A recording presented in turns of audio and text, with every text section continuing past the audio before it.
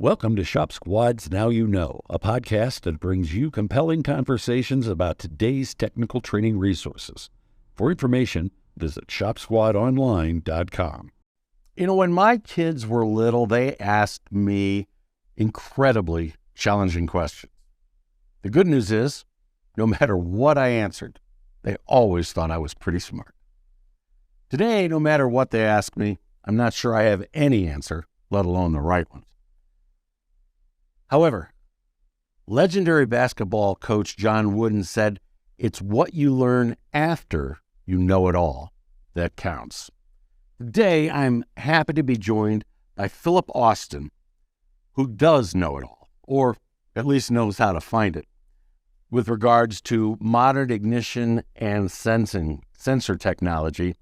Phillip is with Natera, formerly known as NGK North America. Phillip, we've talked in the past about the Shop Squad, what it means to technicians, what it means to shop owners. But what does it mean to service advisors? Let's talk about answering those questions. A shop owner deals with a lot of things. The technician deals with a lot of things. The service advisor deals with even more, including the customers. On a regular basis, the service advisor has to answer those customer questions. How do they do it?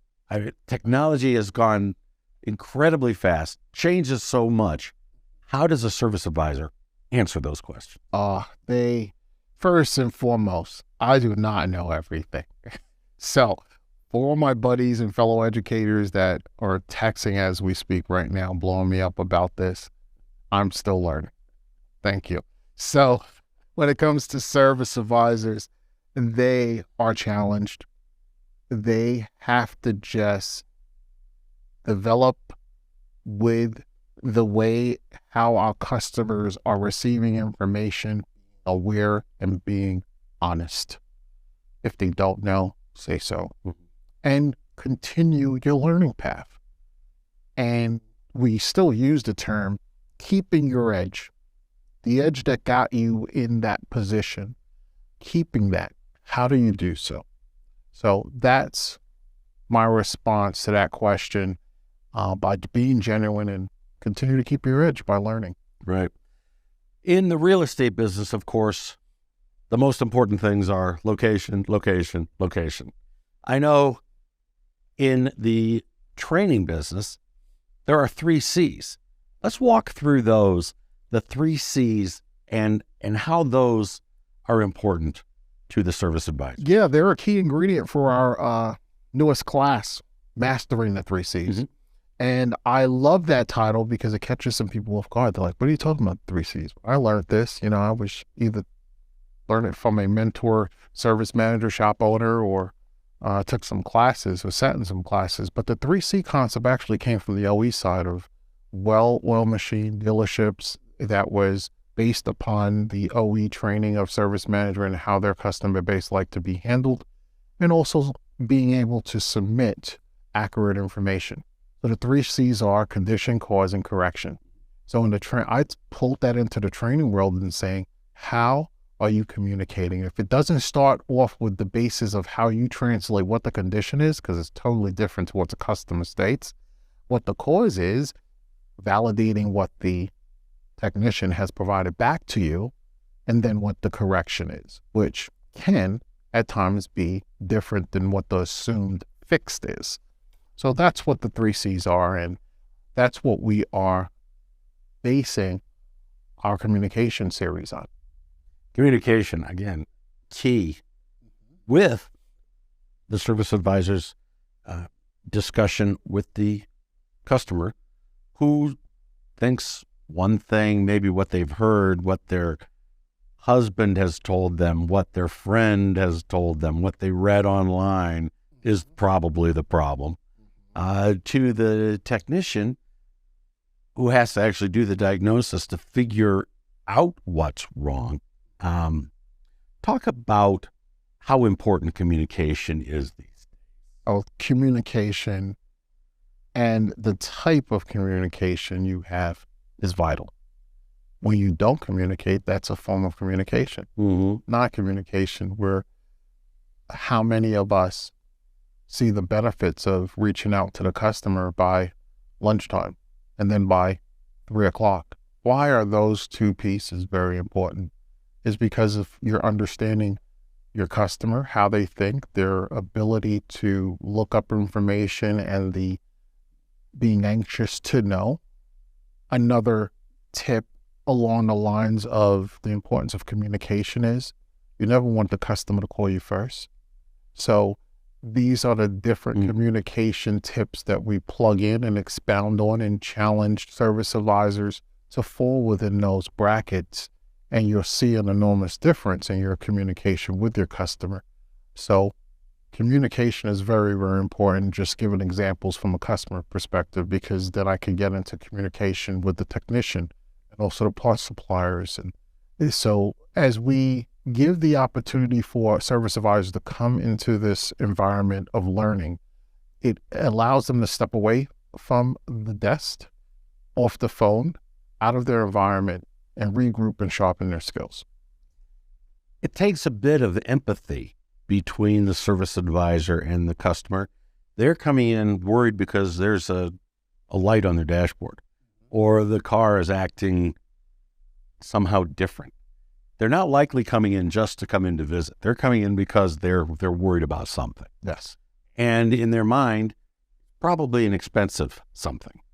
Today's technology obviously makes things, at least in their mind, more expensive than it ever was before.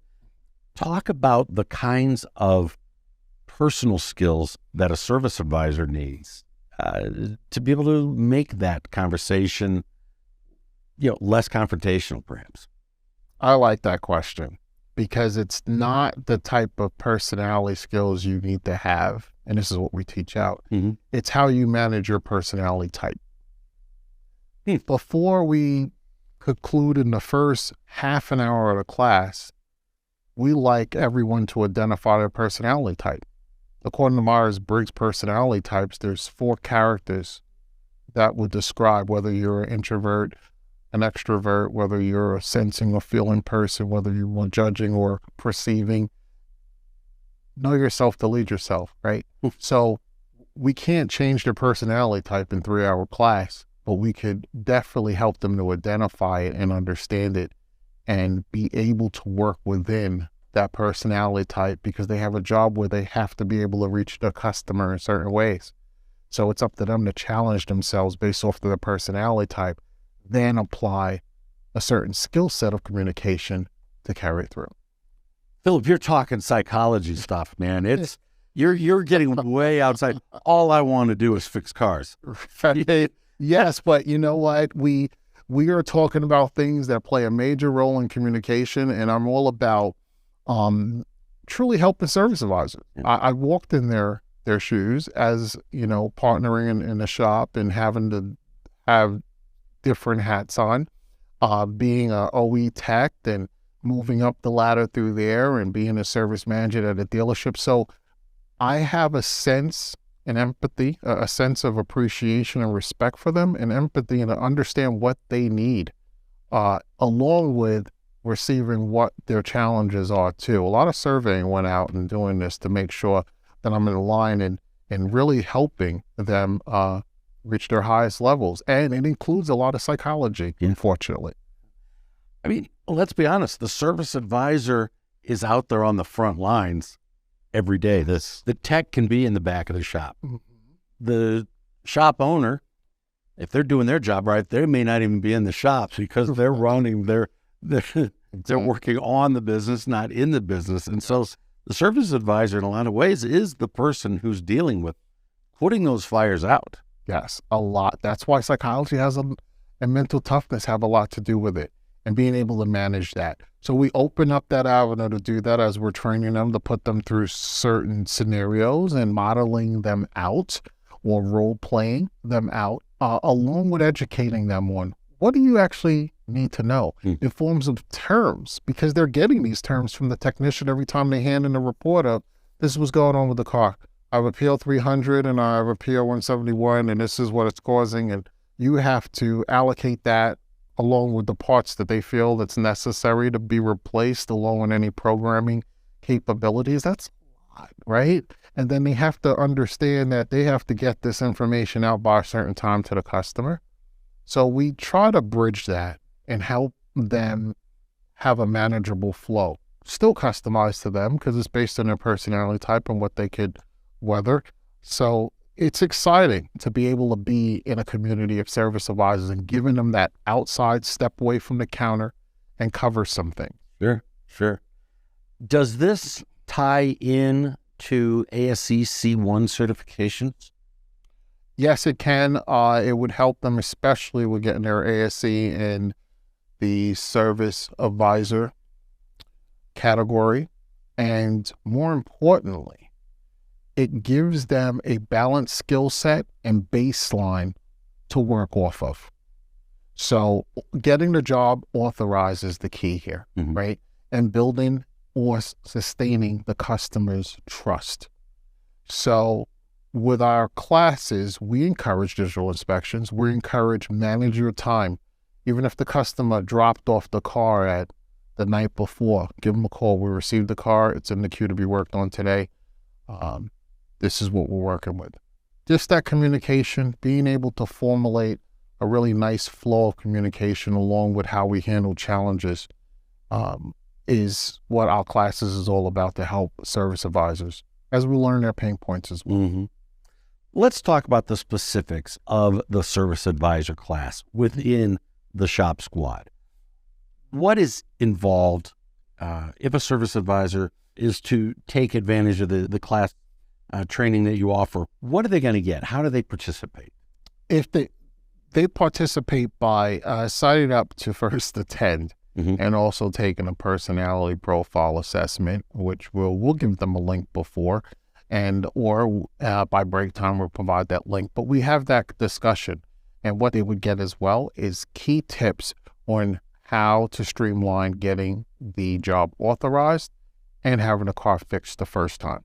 Because the service advisor plays a role in that, even when the technician finishes the vehicle, in verifying that the car is fixed right the first time and meeting the customer's needs. Because remember, the 3 C's, mastering the 3 C's, is dependent on them being able to work with the technician to formulate what the actual condition the car is in.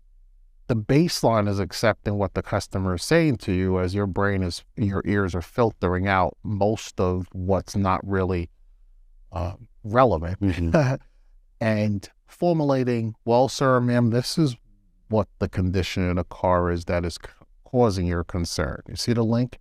And then this is what we found what the cause is. And here's what we need to do to correct it or start the road of corrections. Because I'm going to go down the lane of you don't always call back with a correction. You call back with an update on the road to getting it corrected.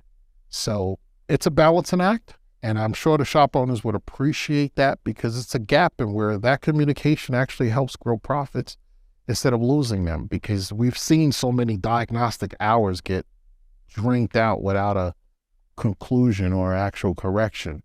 So we touch on all those matters. Sure. Are there any industry numbers of what better service advisor training does to the average repair order?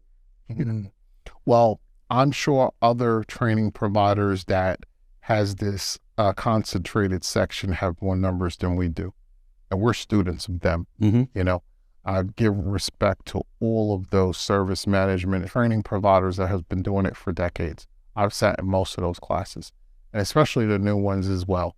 So we're trying to fill the blanks of some of the things that may not be covered or reach audience types that have not reached those high level of service management classes at the big industry shows we go to, right? Sure. A large percentage of our audiences in this business would never go to those shows, right? So our positioning is to reach those that do not attend those shows, don't have the means to do so, and be able to share a certain level of expertise and advisement on being a better service advisor too.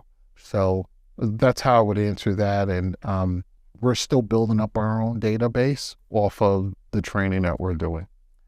How has the level of interest from the service advisor grown with the Shop Squad? Oh, it's been growing well. We're just launching this class, and the feedback so far has been very, very constructive. Yes, positive, but very constructive, because it's a mixed bag that came for the first ones, right? You have shop owners that was doing this for 20 years. It's elementary. Guess what? It's not for you. Of course it's elementary. It better be, right? It's for your service advisor that did not go to 4 years of service advising school or psychology school to properly talk to your customers, right? So we're talking about enhancing your business by helping your service advisors that are not well-versed as you to become as versed as you, or have a different road to be more of the cherry on top to what you've already established. So that's where the feedback have been constructive, and we're building up more and more groups. And where I could say that it's been positive has been 80% of the audience that say, I need more classes to come out to. It helps coming out of the box, sitting in a room with other people that's doing my job. I wish I could record some of these because people don't believe me. It's like the appreciation of saying, sitting amongst other service advisors, and we all agreeing, you know what, it's a better way I can approach that. I didn't realize just by saying that term, it puts me in a totally different angle. I didn't realize that my personality type, the energy from that has an effect on the customer. So that's where we're seeing a lot of our feedback that supports that we're going in the right direction.